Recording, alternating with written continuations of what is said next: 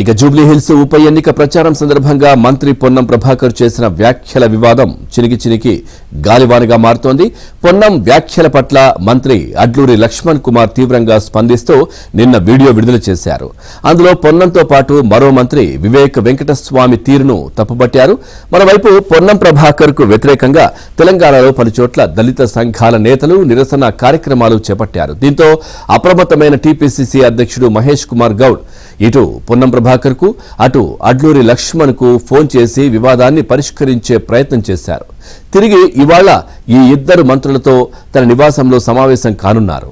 అటు పొన్నం ప్రభాకర్ అడ్లూరి లక్ష్మణ్ కుమార్ల వివాదంపై సీఎం రేవంత్ కూడా ఆరా తీసినట్లు తెలిసింది. అయితే తాను చేసిన వ్యాఖ్యలు మంత్రి అడ్లూరిని ఉద్దేశించినవి కావని పొన్నం వివరణ ఇచ్చినట్లు సమాచారం.